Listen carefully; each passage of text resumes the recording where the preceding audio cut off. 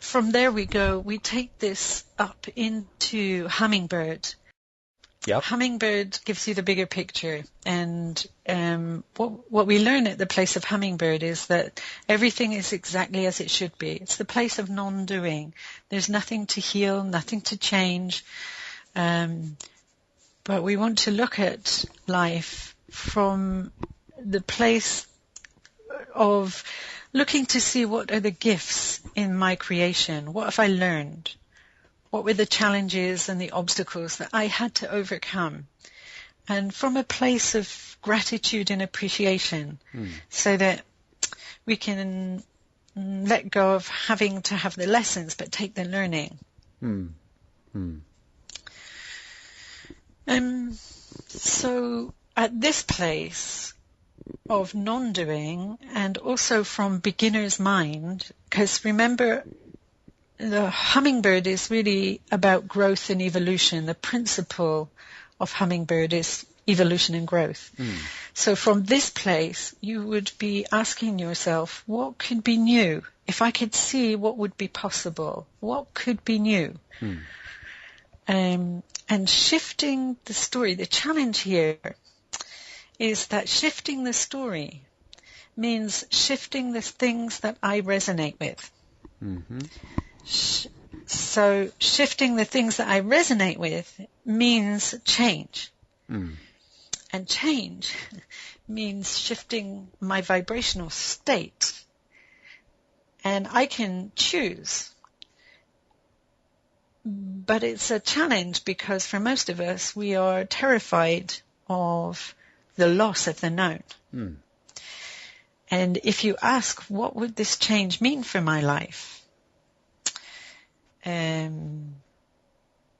Often the north hummingbird can bring up that the terror of the ego self that thinks it will be annihilated at this point. And of course it's not true.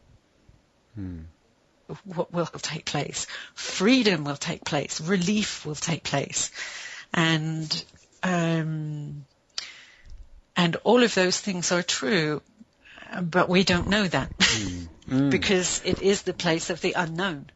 So, yeah, it's a thing we've said before, I know, but it does fascinate me too that presented with the choice of a blank canvas or a blank piece of paper or a blank screen, we do typically, and I don't know whether it's true for all people everywhere, or whether it's our culture that does this, now let's say the conditioning or the brainwashing we've had, or the field that we've created, it, instead of seeing it as a place of wonder and joyful possibility, it does tend to, for most of us,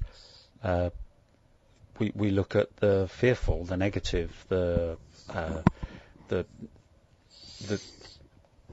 things that are, we tell ourselves anyway, are going to be less pleasant to happen. It does kind of fascinate me that why that would be. Yes, why we fear what's possible and cling on painfully sometimes to the what is. Yeah. Why is that? Well, it's interesting, isn't it? Yeah, I suppose it is, because it's a little bit of a vicious circle, I guess, isn't it? You know, it just feeds on itself, the fear or the worry about what the next step that we don't know about brings. You know, do we imagine that we're going to fall down and hurt ourselves even, you know, from as basic a piece of personal history as that?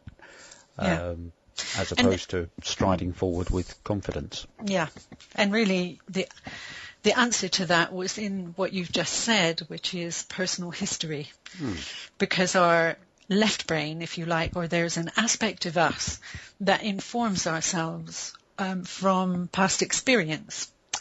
And there's another aspect of us which we might call inspiration, which comes from another part of us, which doesn't know, but which inspires, which breathes in something new. And our tendency, and we have been trained really well to constantly inform ourselves from past experience rather than be inspired. Because I think if you look at our evolution and growth, most people weren't the inspired ones. There are few people were the inspired ones, the inspired few that seemed somehow to be the geniuses, and we, the rest of us, did as we were told. And that's a conspiracy. It's a conspiracy. And the universe, of course, conspires with us so that we get more of what we expect and what we've learned and what we've experienced, and we just continue to recreate the same experience again.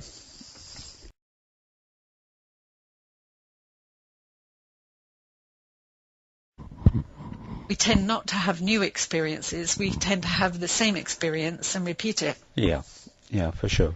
Well, at least we can perhaps, or a part of us, feels more comfortable with that. It's predictable, it's known, but it loses life